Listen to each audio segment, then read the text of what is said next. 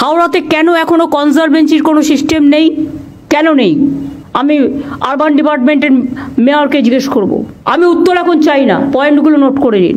জঞ্জালের VAT নিয়মিত পরিষ্কার হয় না, রাস্তায় ময়লা চলে আসে ভ্যাট থেকে। যিনি দায়িত্বে আছেন তিনি কি করছেন? আমি যদি জাস্ট বলি, বালি মিউনিসিপ্যালিটি শ্রীমতী অমৃতা রয় বর্মন, এসডিও হাওড়া, তিনি কি করছেন? Why she is not taking care?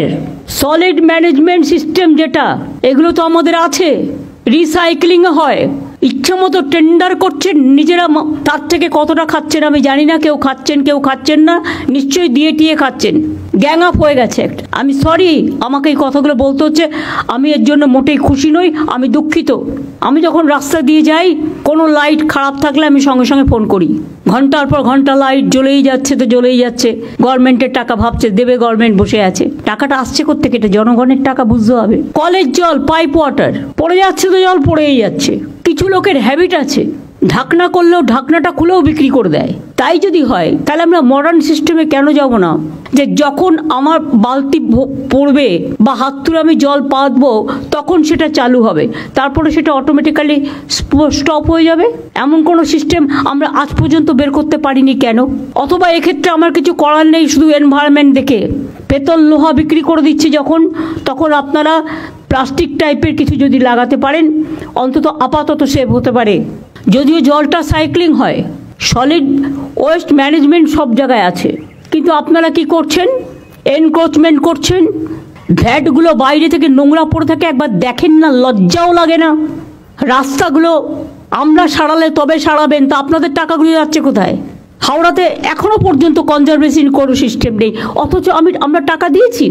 Padmapukur water plant হয় 1984 সালে, 40 বছর ধরে পাইপলাইনগুলো আছে, বহু জায়গায় লিক, ফলে বারবার পাইপলাইন সারাতে হচ্ছে, বহু জায়গায় নোংরা জল মিশে যাচ্ছে। Please understand that.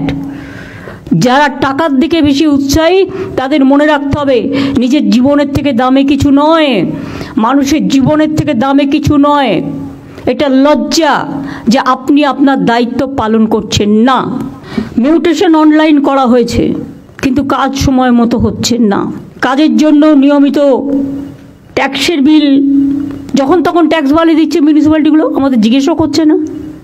আর যখন তখন ক্যাজুয়াল লোক নিয়ে নিচ্ছে না জিজ্ঞেস করে।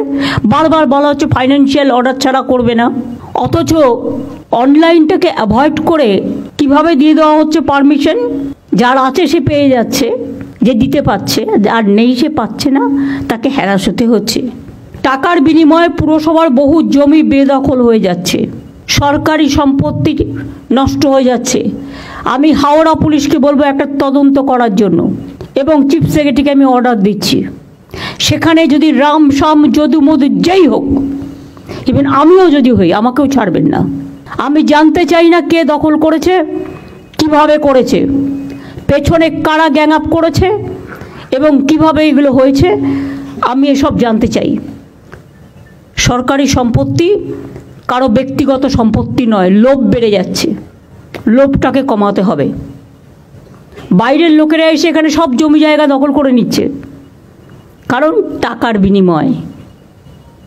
বড় বড় মাল্টি স্টোর কমপ্লেক্স হয়ে যাচ্ছে সরকারি জমি দখল করে, সরকার থেকে পারমিশন নেওয়ার প্রয়োজন মনে করছে না।